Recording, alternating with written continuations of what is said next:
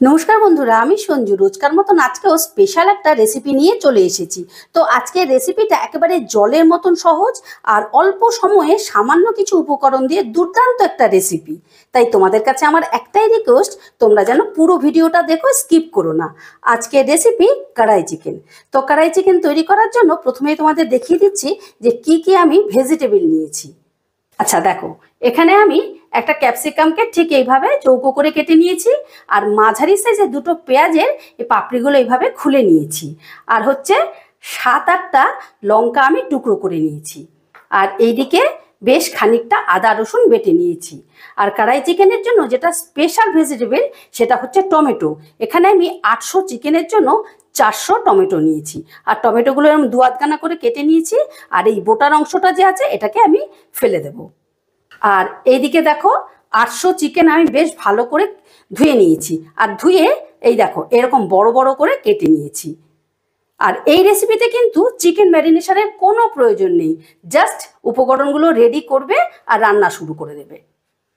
আচ্ছা, এবারে কড়াই চিকেনটা করার জন্য প্রথমে আমি কড়াই মশলাটা তৈরি করে নেব। তার জন্য আমি গ্যাস ধরিয়ে কড়া বসিয়ে দিয়েছি, আর কড়াই দিয়ে দিচ্ছি আমি 2 চামচ গোটা ধনে, 1 চামচ গোটা জিরে, 1 চামচ মৌরি।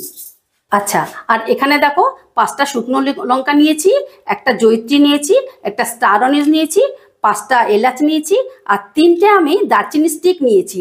যেহেতু স্টিকটা ছোট সেই জন্য আমি 3টে নিয়েছি, বড় হলে তোমরা একটাও নিতে পারো। আর এখানে 14-15টা গোলমরিচ নিয়েছি, সবটা একসাথে আমি ভেজে নেব। এবারে গ্যাসের আঁচটা লোতে রেখে আমি মশলাটা বেশ মুচমুচে করে ভেজে নেব।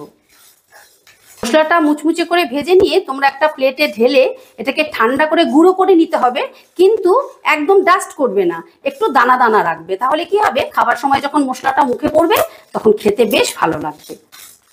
মশলাটা বেশ মুচমুচে করে ভেজে নিয়েছি, এটাকে এবার আমি একটা ডিশে তুলে নেব। এবারে ফাইনালি রান্নার জন্য ওই কড়াতে দিয়ে দিচ্ছি বেশ খানিকটা সাদা তেল। তেলটা গরম হয়ে গেলে গ্যাসের আঁচটা মিডিয়ামে রেখে প্রথমে আমি কড়ার গায়ে তেলটা বেশ ভালো করে লাগিয়ে নিচ্ছি। এবারে চিকেনগুলো ভেজে নেব।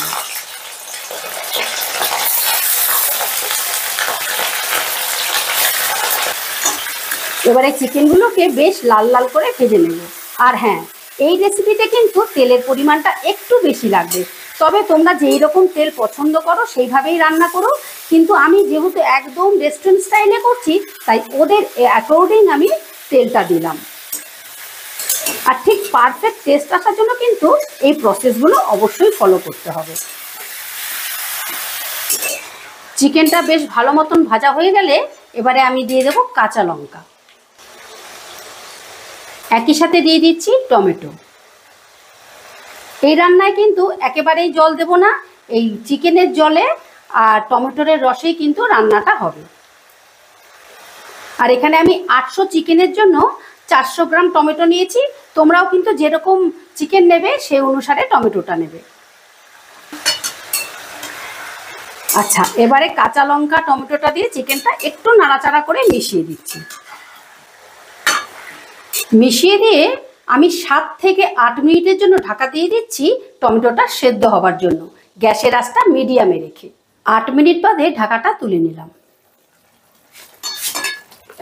আর দেখো টমেটোগুলো খুব ভালো করে সেদ্ধ হয়ে গেছে। এবারে আমি একটা টঙের সাহায্যে টমেটোর খোসাগুলো তুলে নেব। তোমরা টং বলো বা চিমটে বা যেভাবে তোমাদের সুবিধে সেভাবে এরকম টমেটোর খোসাগুলো তুলে নেবে। যেহেতু সেদ্ধ হয়ে গেছে একদম অসুবিধে নেই, জাস্ট এরকম চেপে ধরে টানলেই উঠে আসছে। সমস্ত খোসাগুলো ছাড়িয়ে নিয়ে এবারে আমি টমেটোটা বেশ ভালো করে খুন্তি দিয়ে খুঁচিয়ে খুঁচিয়ে ম্যাশ করে নিচ্ছি। এভাবে খুঁচিয়ে খুঁচিয়ে টমেটোগুলোকে ম্যাশ করে নেবে। আর দেখো তোমাদের দেখাচ্ছি টমেটো থেকে আর চিকেন থেকে কতটা জল বেরিয়েছে, এই জলেই কিন্তু রান্নাটা হয়ে যাবে। সমস্ত টমেটোগুলো বেশ ভালো করে ম্যাশ করে নিয়েছি। আচ্ছা, এবারে দিয়ে দেবো 2 চামচ আদা রসুন বাটা।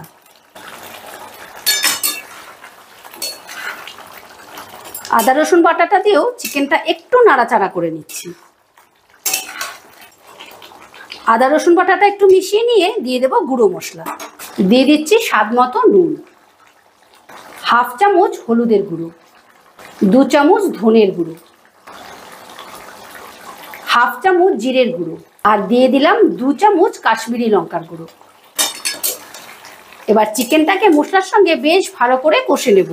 যতক্ষণ না চিকেনটা থেকে তেল ছেড়ে দিচ্ছে ততক্ষণ আমি কষে নেব। চিকেনটা যখন 80% বয়েল হয়ে যাবে তখন দিয়ে দেব টক দই। এখানে আমি 800 চিকেনের জন্য 50 গ্রাম টক দই আগে থেকে ফেটিয়ে রেখেছি। আচ্ছা, যেহেতু টমেটো আর টক দই দুটোই আছে সেই জন্য টেস্টের ব্যালেন্সের জন্য দিয়ে দিলাম অল্প একটু চিনি। একটু চিনি দিলে ব্যালেন্সটা ভালো আসবে। আচ্ছা, এবারে টক দইটা দিয়েও চিকেনটাকে বেশ ভালো করে কষে নেব। আর টক দইটা যখন দেবে তখন কিন্তু গ্যাসের আঁচটা একদম লোতে রাখবে। তারপর মিশিয়ে নিয়ে এবারে আমি গ্যাসের আঁচটা বাড়িয়ে দেব। তোমরা দেখো বন্ধুরা, এখনই কত সুন্দর একটা কালার এসছে। দুর্দান্ত খেতে লাগে। রুটি, লুচি, পরোটা যেটাই খাও না কেন, ভাত, তাই দিয়ে কিন্তু ভীষণ ভালো লাগে। আর খুব তাড়াতাড়ি রান্নাটা হয়ে যায় আর সামান্য উপকরণ দিয়ে তৈরি। চিকেনটা মশলা দিয়ে বেশ কিছুক্ষণ কষে নিয়েছি। একদম গ্রেভিটা পারফেক্ট আর চিকেনগুলো বেশ ভালোভাবে সেদ্ধ হয়ে গেছে। এই পর্যায়ে এসে আমি দিয়ে দিচ্ছি ক্যাপসিকাম আর পেঁয়াজ। এবার ক্যাপসিকাম আর পেঁয়াজটা দিয়েও একটু মিশিয়ে দিয়ে আমি 2 মিনিট ফুটিয়ে নেব। এখন কিন্তু একদম ঢাকা দেব না, ঢাকা দিলে পরে চিকেনটা বেশি নরম হয়ে যাবে। 2 মিনিটের মতন আমি ফুটিয়ে নিয়েছি। পেঁয়াজ আর ক্যাপসিকাম বেশ নরম হয়ে গেছে। রান্নাটা ফাইনালি রেডি। আর তোমাদের দেখাচ্ছি, দেখো দেখো কিরকম অসাধারণ হয়েছে, অসাধারণ। একবার যদি তৈরি করে না খাও বড় একটা মিস করবে। আচ্ছা, নামাবার আগে দিয়ে দিচ্ছি 4-5টা চেরা কাঁচা লঙ্কা। এটা আমি একদম ফ্লেভারের জন্য দিয়েছি। আর দিয়ে দিলাম কিছুটা আদার স্লাইস। এবারে দিয়ে দিচ্ছি ভেজে রাখা গুঁড়ো মশলা। তোমাদের আমি দেখিয়ে দিচ্ছি, দেখো এরকম দানা দানা করে আমি গুঁড়ো করে নিয়েছি। এরকম দানা দানা করে নেবে, তাহলে খেতে বেশ ভালো লাগবে। এবারে প্রায় 2 চামচের মতন আমি এটা দিয়ে দিচ্ছি। এবারে সমস্তটা আমি আবারও একটু নেড়েচেড়ে মিশিয়ে নিলাম। সমস্তটা বেশ ভালো করে মিশিয়ে নিলাম। এবারে আমি গ্যাসের আঁচটা বন্ধ করে দিচ্ছি। এবারে 2 মিনিটের মতন স্ট্যান্ডিং টাইমে রেখে তোমাদেরকে পরিবেশন করে দেখাচ্ছি। আশা করি রেসিপিটা তোমাদের ভালো লেগেছে। আর ভালো লাগলে অবশ্যই একটা কমেন্ট করে জানিও। আর আমার চ্যানেলটা সাবস্ক্রাইব করতে ভুলো না যেন। আবার দেখা হচ্ছে নতুন কোনো ভিডিওতে। ঠিক আছে, টাটা।